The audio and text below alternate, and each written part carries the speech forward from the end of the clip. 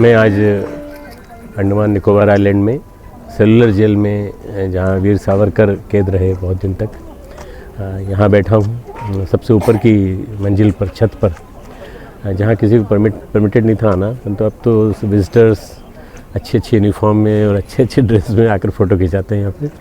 पीछे से मेरे समुद्र है, और जो मेरे पीछे जो हिस्सा है, ये वाला हिस्सा टूट गया था अर्थक्वेक में 1941 में। तो उसके बाद वो डेमोलिश हो गया, उसके बाद बना नहीं पाया क्योंकि सेकेंड वर्ल्ड वॉर आ गया था।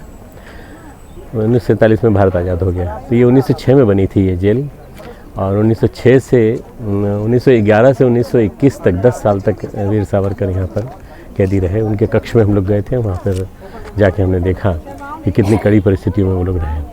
हमारे देश के लिए अगणित लोगों ने आज़ादी के लिए कुर्बानियाँ दी हैं, और न जाने कितने प्रकार के त्रास सहे, न जाने कितने प्रकार के कष्ट सहे हैं। मैं समझता हूँ उन सभी के लिए हमें श्रद्धांजलि देना चाहिए। हम सभी को एक भाव भरी आहुति देना चाहिए। अपने रोज़ की पूजा में ये ऐसा सोचना चाहिए कि वो लोग थे इसलिए आज हमको भारत आज़ाद मिला हुआ है। उन लोगों को यहाँ ला कर रख दिया जाता था। जाने कितने हज़ार मील दूर समुद्र के बीच में बना हुआ ये टापू है अंडमान निकोबार। उस अंडमान निकोबार में, ये पोर्ट ब्लेयर में ये बनी हुई है जेल। इस जेल के 7 विंग थी, और एक ही आदमी 7 विंग को देख सकता था। और जो डोर होता था, डोर के सामने वेंटिलेटर होता था, वेंटिलेटर के सामने फिर डोर होता था। इस तरह से कोई देख नहीं सकता था एक दूसरे को।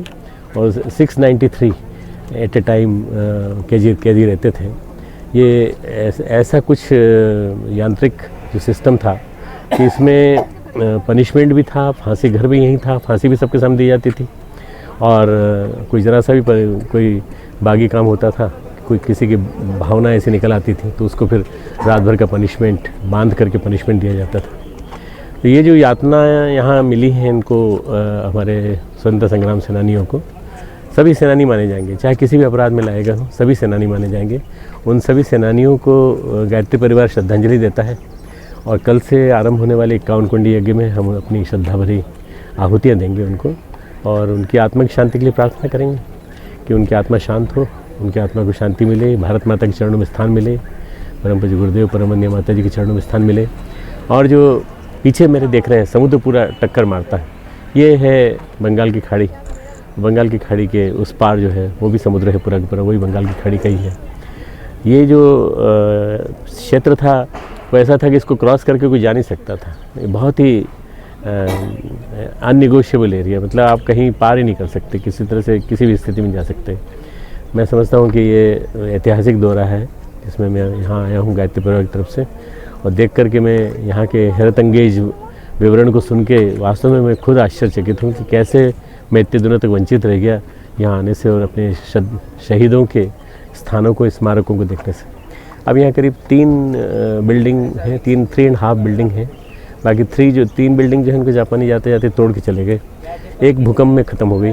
इस तरह से अब केवल 3 ही बैरक्स बची हैं, जिनका कि आपको फोटोग्राफ मिलेगा इसी वीडियो में, और उसको देख करके आपको पता चलेगा कि किस तरह से उन लोगों ने बनाया। ये हमारे देश की आज़ादी का एक मील का पत्थर है जो यहाँ पर दिखाई पड़ता है हमको। और हमें हमेशा अपने जब करप्ट नेता दिखाई पड़ते हैं और हमारी जो एक बेलगाम तानाशाही दिखती है हमको पूरे देश में, उनको याद दिलाना चाहिए कि ये इन लोगों की वजह से आज तुम आज़ाद हो, और तुम अगर अपने कर्म नहीं सुधारोगे तो तुम्हारे लिए भी ऐसी तैयारी है तुमको भी आने वाले दिनों में ऐसी जगह जाना पड़ सकता है जहाँ ये लोग रहे देश की आज़ादी के लिए। देश को पुनः नए सिरे से आज़ादी दिलाने के लिए युवा शक्ति चालू सक्रिय है और युवा शक्ति भी इसी क्षेत्र में काम कर रही है। खूब खूब मंगल कामना।